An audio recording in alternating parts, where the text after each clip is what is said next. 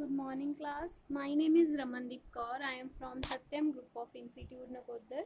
ये लेक्चर है आपका बिजनेस ऑर्गेनाइजेशन एंड मैनेजमेंट का। तो आज के इस लेक्चर में हमने करना है स्ट्रेटेजिक अलाइंसेस।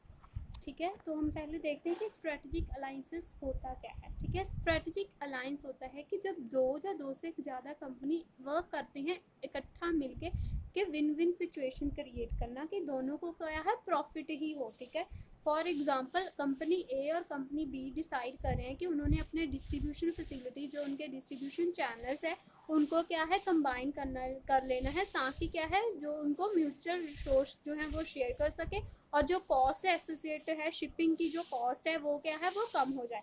ठीक है, एक अनदर एग्जांपल है कि कमर्शियल डिज़ाइन कंपनी है। ठीक है, उन्होंने क्या है स्ट्रेटेजिक अलायंस जो फॉर्म कर लिया है किसके साथ, डिजिटल मार्केटिंग एजेंसी के साथ, ताकि उनकी जो मार्केटिंग एफर्ट्स है मार्केटिंग जो की स्ट्रेटजीज हैं वो इम्प्रूव हो सकें। ठीक है, next is definition. The strategic alliance refers to the agreement between two or more firms that unite to pursue the common set of goals but remain independent after the formation of alliance. ठीक है जी, strategic alliance क्या कह रहे हैं कि एक agreement होता है दो या दो से ज़्यादा कंपनीज के बीच जो क्या है एक कॉमन गोल को अचीव करने के लिए इकट्ठा होते हैं, बट जो फॉर्मेशन के बाद जो अलायंस की फॉर्मेशन के बाद भी वो क्या है इंडिपेंडेंट रहते हैं, एक दूसरे पर डिपेंड नहीं होते। ठीक है जी, जब दो कंपनी जो है वो इकट्ठा हो जाती है एक कॉमन गोल को अचीव करने के लिए, ठीक है, क्या करती हैं अपनी स्ट्रेंथ शेयर करती हैं एक दूसरे के साथ, उसे क्या बोलते हैं स्ट्रेटजिक अलायंस। अपने जो रिसोर्सेज शेयर करती हैं अपनी स्ट्रेंथ शेयर करती हैं, उसको हम स्ट्रेटजिक अलायंस बोल देते हैं।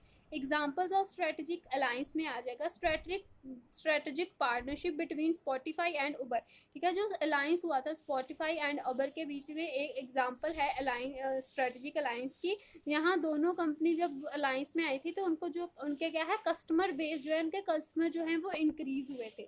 नेक्स्ट इज एक एग्जांपल है एप्पल पे एंड मास्टर कार्ड की। ठीक है जी, एप्पल पे ने जब डिसाइड किया था कि उन्होंने डिजिटल पेमेंट बिजनेस में आना है तो वो क्या है जो एग्जिस्टिंग डिजिटल पेमेंट्स की कंपनी थी उनके बीच एक बहुत बड़ा कॉम्पिटिटर बन गया था। और जो दूसरी जो इंडिया की लार्जेस्ट कंपनी है उन्होंने क्या किया था कि वो कंपटीशन में आने की बजाय उन्होंने क्या किया कि उन्होंने एप्पल की कंपनी के साथ क्या है अलायंस क्रिएट कर लिया। तो इन दिस क्या ऐसे क्या है कि दोनों कंपनीज को बेनिफिट मिले।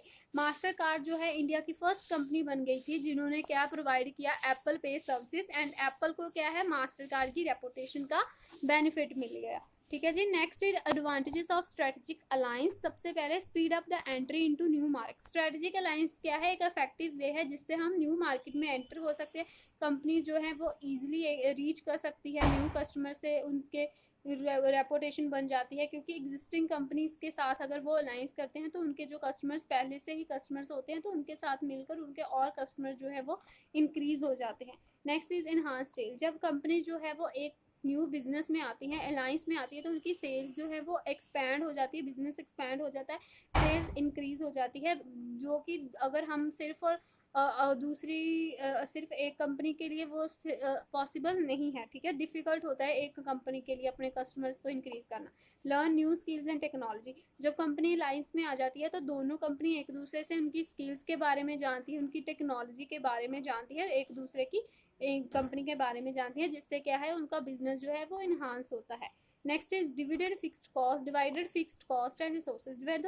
जब कंपनी जो है वो अलायंस में आती हैं तो वो क्या है कॉमन गोल के लिए काम करती हैं जिसमें वो फिक्स्ड कॉस्ट को डिवाइड कर लेती है, रिसोर्सेज जो रिक्वायर्ड सबको क्या है डिवाइड कर लेती है। Next is innovative product and services. जब दो कंपनीज इकट्ठे मिलकर काम करती हैं तो वो क्या है इनोवेटिव प्रोडक्ट जो है डेवलप करती हैं जो दोनों कंपनी के लिए बहुत ही बेनिफिशियल होते हैं, उनको इन्हांस करते हैं उनके प्रॉफिट्स को।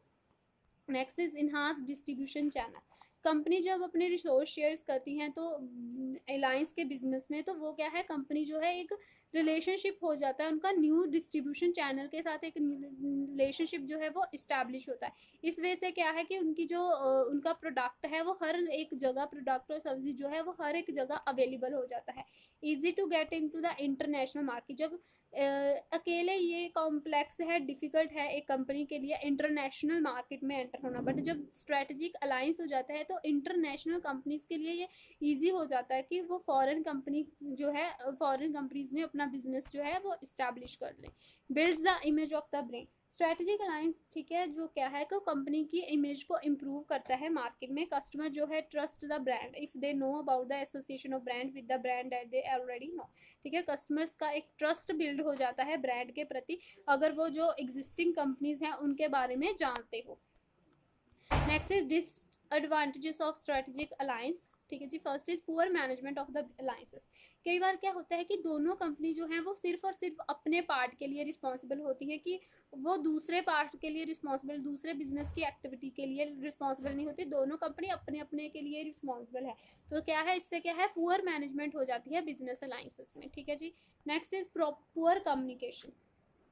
These are there are chances that company might have poor, ठीक है। दोनों कंपनी में क्या है, ये पुअर कम्युनिकेशन हो जा सकता है, क्योंकि कई बार होता है कि दोनों कंपनीज में प्रॉपर बॉन्डिंग नहीं है। तो पुअर कम्युनिकेशन की वजह से पुअर डिसीजन होते हैं, कंपनी की जो क्रेडिबिलिटी है मार्केट में और वो जो है वो भी सफ़र करती है, ठीक है।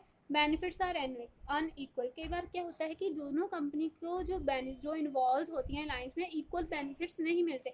समटाइम्स जो है क्या है कि एक कंपनी को ज़्यादा बेनिफिट मिल गए दूसरे के comparatively. There are chances that no one business does not hold up their end of the deal honesty. कई बार क्या होता है कि एक बिजनेस जो है उन्होंने जो डील्स की हैं वो होल्ड क्या है, वो ऑनेस्टली के साथ, वो है ऑनेस्टी के साथ उनको परफॉर्म नहीं करते, जिससे क्या है कि कंपनी के profit which result in profit loss for the other company, ठीक है जी। दूसरी कंपनी के लिए वो लॉस्ट हो सकता है, ठीक है जी। द रिस्क टू रेपुटेशन, जब दो कंपनीज हैं, ठीक है, कई बार क्या होता है कि दो कंपनी है, ठीक है, तो उसमें हमारी जो रेपुटेशन है वो फेल हो सकती है, क्योंकि कई बार एक कंपनी ने गलत एक्शन लिया तो उससे साथ क्या है, हम दूसरी जो कंपनी जुड़ी है उसके साथ उसकी रेपुटेशन पर भी जो है वो सफ़र होती है, ठीक है जी। Next is barriers in work culture and language, ठीक है जी। दोनों ये बहुत कॉमन प्रॉब्लम्स हैं, ठीक है जी, क्योंकि हर एक जो स्ट्रेटजिक अलायंस है वहाँ क्या है कि जो वर्कर्स हैं वो डिफरेंट नेशनैलिटीज़ के होंगे। कोई बंदा साउथ का होगा, कोई नॉर्थ का होगा, तो क्या है वो उनके वर्क कल्चर डिफरेंट होंगे, उनकी लैंग्वेज डिफरेंट होगी, ठीक है जी। इससे क्या होगा कि बहुत सारे जो है बैरियर्स आएंगे, उनको कम्युनिकेशन करने में प्रॉब्लम आएगी। This cause conflict between the employees of the companies and between the, इससे क्या होगा, कंपनीज के एम्प्लॉयज़ और मैनेजमेंट में क्या है जो है कन्फ्लिक्ट आ जाएगा, क्योंकि लैंग्वेज और कल्चर के फ़र्क होने से बहुत सारे जो है वो डिफरेंसेस आ जाते हैं, ठीक है। Risk of conflict, the risk of conflict increases when दो companies of different work culture, ठीक है। जैसे मैंने आपको उसमें बता ही दिया कि दो कंपनी डिफरेंट वर्क कल्चर दोनों का डिफरेंट है, एक सेम प्रोजेक्ट के लिए काम करिए, तो most of the time company work hard to sort out all the conflict that might take place in the future and take precautionary action. इससे क्या है कि कंपनीज को क्या है कि कन्फ्लिक्ट को रिजॉल्व करने के लिए उनको क्या है हार्ड वर्क करना पड़ेगा, ठीक है। उनको प्रिकॉशनरी एक्शंस लेने पड़ेंगे ये कन्फ्लिक्ट्स को रिजॉल्व करने के लिए। लीगल इश्यूज, ठीक है जी। कई बार जो लीगल इश्यूज होते हैं वो बहुत जो है वो कंपनी की इमेज को क्या है, इमेज को रिस्क हो जाता है लीगल इशू की वजह से। Lead to legal issue which can damage the image of a company even they are not a fault, ठीक है। उस कंपनी की क्या है इमेज खराब कर देते हैं कई बार लीगल इशू। कई बार क्या होता है कि कंपनी का फॉल्ट भी नहीं होता, फिर भी उनकी क्या है लीगल जो है इश्यूज हैं उनकी इमेज को डैमेज कर देते हैं। फॉर एग्जांपल अगर दोनों पार्टनर हैं, ठीक है, स्ट्रेटेजिक अलायंस में, वो रिस्पॉन्सिबल हो गए, दोनों ही रिस्पॉन्सिबल हो गए अगर एक भी पार्टनर ने क्या है रॉन्ग प्रोडक्ट जो है डिलीवर कर दिया, तो बोथ पार्टनर जो है वो लाइबल होंगे, ठीक है, लॉ के लिए, ठीक है। They are chance that you get into an alliance with a dishonour. कई बार होता है कि आप डिसऑनर पार्टनर के साथ अलायंस में आ गए, तो उससे क्या होगा, आप ऑनेस्ट हो पर आपका दूसरा पार्टनर जो है वो डिसऑनेस्ट है, तो उसकी वजह से जो लीगल इशू क्रिएट होंगे वो आप पर भी होंगे, ठीक है। तो होप क्लास आपको ये लेक्चर समझ आया होगा। अगर आपको किसी भी टॉपिक में कोई भी प्रॉब्लम आई, कुछ भी समझ नहीं आया, किसी वर्ड की कंफ्यूजन है, तो आप मुझसे कांटेक्ट कर सकते हो। Thank you class.